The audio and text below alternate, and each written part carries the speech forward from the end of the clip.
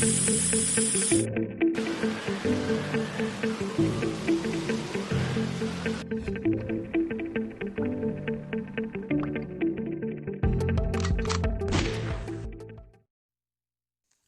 Friends, അസ്സലാമലൈക്കും. എല്ലാവർക്കും എൻ്റെ ചാനലിലേക്ക് സ്വാഗതം.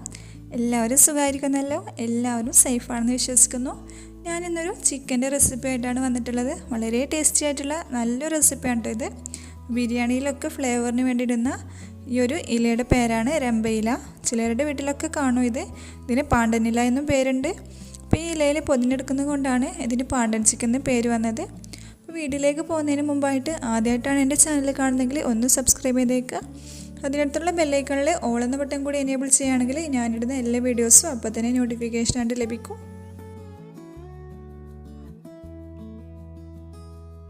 ഇത് തയ്യാറാക്കാനായിട്ട് മിക്സിയുടെ ജാറിലേക്ക് 3 ചെറിയുള്ളി ഇട്ട് കൊടുത്തിട്ടുണ്ട്. പിന്നെ വെളുത്തുള്ളി വേണം. ഒരു 7 അല്ലി വെളുത്തുള്ളിയാണ് ഞാനിവിടെ എടുത്തിട്ടുള്ളത്. പിന്നെ ഒരു ചെറിയ കഷ്ണം ഇഞ്ചി. ഇനി ചേർക്കാൻ പോകുന്നത് പച്ചമഞ്ഞളാണ്. പച്ചമഞ്ഞൾ ഇല്ല എങ്കിൽ മഞ്ഞൾപ്പൊടി ചേർത്ത് കൊടുത്താലും മതി.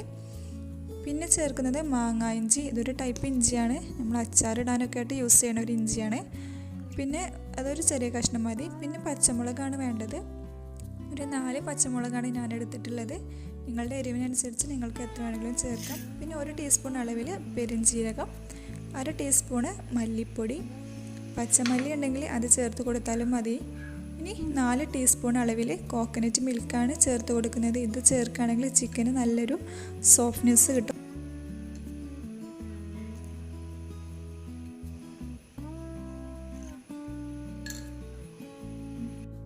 ഇത് നന്നായിട്ട് ഫൈൻ പേസ്റ്റ് ആക്കിയിട്ട് അരച്ചെടുത്തിട്ടുണ്ട്. ഇനി ഇവിടെ ഒരു 1/4 കപ്പ് ചിക്കനാണ് എടുത്ത് വെച്ചിട്ടുള്ളത്. എല്ലാത്ത ഭാഗമാണ് കേട്ടോ എടുത്തിട്ടുള്ളത്. ഇനി ഇതിലേക്ക് അരച്ച് വെച്ചിട്ടുള്ള പേസ്റ്റ് ഇട്ട് കൊടുക്കാം. എന്നിട്ട് നന്നായിട്ട് മിക്സ് ചെയ്ത് കൊടുക്കുക. അതിന് മുമ്പായിട്ട് നമ്മൾ ഇതിൽ മുളക് പൊടി ചേർത്ത് കൊടുത്തിട്ടില്ല. അപ്പോൾ അതിൽ 1/2 ടീസ്പൂൺ അളവിൽ മുളക് പൊടി ചേർത്ത് കൊടുക്കുക. പിന്നെ ആവശ്യത്തിന് ഉപ്പൂടെ ചേർത്തിട്ട് ഒന്ന് നന്നായിട്ട് മിക്സ് ചെയ്ത് കൊടുക്കുക.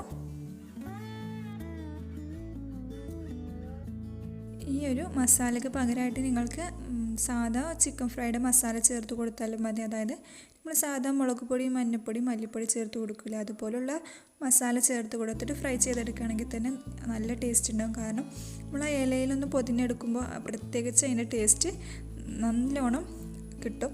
അപ്പോൾ ഇനി ഇതൊരു അരമണിക്കൂർ റെസ്റ്റ് ചെയ്യാനായിട്ട് വെക്കാം. എന്നിട്ട് വേണം നമുക്കിത് ഫ്രൈ ചെയ്തെടുക്കാൻ. ഈ മസാല ഒക്കെ ഇതിൽ നന്നായിട്ട് പിടിച്ചോട്ടെ. അപ്പോൾ ഇതാ ഒരു അരമണിക്കൂർ കഴിഞ്ഞിട്ടുണ്ട്. ഇനി ഇതിൽ നിന്നൊരു ചിക്കൻ എടുത്തിട്ട് ഇലയുടെ മുകളിൽ ഒന്ന് വെച്ച് കൊടുക്കാം. എന്നിട്ട് ഇതുപോലെ ഒന്ന് അങ്ങോട്ടും ഇങ്ങോട്ടായിട്ട് മടക്കി കൊടുക്കാം. ഇപ്പോൾ ഫ്രൈ ചെയ്തെടുക്കുമ്പോൾ ഇത് വിട്ടു പോകാതിരിക്കാൻ വേണ്ടിയിട്ട് ഇതിന് നടുവിലൂടെ ഒരു ഈർക്കിലോ അല്ലെങ്കിൽ ഒരു ടൂത്ത് പിക്കോ വെച്ചിട്ട് ഒന്ന് കുത്തി കൊടുക്കാം.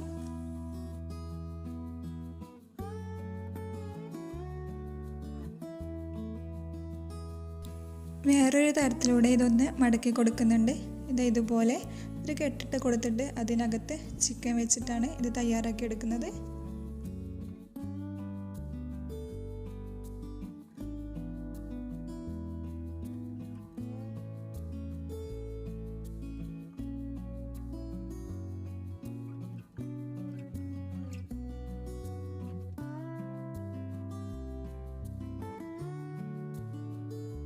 ഇതുപോലെ ബാക്കിയെല്ലാം ഒന്ന് ചെയ്തെടുത്തിട്ടുണ്ട്. അപ്പോൾ ഇനി ഇതൊന്ന് ഫ്രൈ ചെയ്തെടുക്കണം. അതിന് വേണ്ടിയിട്ട് ഇവിടെ ഒരു കടായി അടുപ്പത്ത് വെച്ചിട്ട് ഇതൊന്ന് ചൂടായി വന്നപ്പോൾ ഫ്രൈ ചെയ്യാൻ ആവശ്യമായിട്ടുള്ള വെളിച്ചെണ്ണ ഒഴിച്ച് കൊടുക്കുന്നുണ്ട്. എണ്ണ ഒന്ന് ചൂടായി വന്നാൽ ഇതിൽ നിന്ന് ഓരോന്നായിട്ട് ഇതിലേക്കൊന്ന് വെച്ച് കൊടുക്കാം. എന്നിട്ട് ഇതൊന്ന് ഫ്രൈ ചെയ്തെടുക്കണം.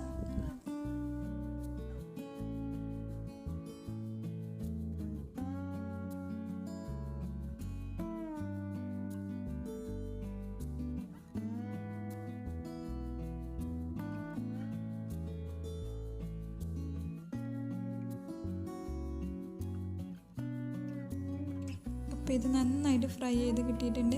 ഇതൊരു പാത്രത്തിലേക്ക് മാറ്റി കൊടുക്കാം. നമ്മുടെ പാണ്ടൻ ചിക്കൻ ഇവിടെ റെഡി ആയിട്ടുണ്ട്. അപ്പോൾ ഇതിലെ വീട്ടിലുണ്ടെങ്കിൽ അല്ലെങ്കിൽ നിങ്ങൾക്ക് എവിടെന്നെങ്കിലും ഇത് സംഘടിപ്പിക്കാൻ പറ്റുകയാണെങ്കിൽ തീർച്ചയായിട്ടും ഇതൊന്ന് ട്രൈ ചെയ്ത് നോക്കണം കേട്ടോ. അപ്പോൾ ചിക്കൻ ഫ്രൈ ആകുമ്പോൾ ഇലയുടെ ഒരു ഫ്ലേവർ നല്ലോണം ഉണ്ട്. അപ്പോൾ കിട്ടുന്ന ഒരു ടേസ്റ്റ് ഇല്ല, അതൊരു വേറെ ലെവൽ തന്നെയാണ്. അപ്പോൾ ഈ വീഡിയോ മറ്റുള്ളവർ കൂടി കാണുന്നുണ്ടെങ്കിൽ അവർ കൂടി ഒന്ന് ഷെയർ ചെയ്ത് കൊടുക്കുക.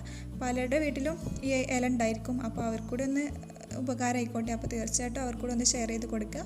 അപ്പോൾ എൻ്റെ ഈ ചാനൽ ആദ്യമായിട്ടാണ് കാണുന്നതെങ്കിൽ ഒന്ന് സബ്സ്ക്രൈബ് ചെയ്തേക്കുക. ഇനി ഇതുപോലുള്ള നല്ല വീഡിയോസായിട്ട് ഞാൻ വീണ്ടും വരാം. അതുവരേക്കും ബൈ.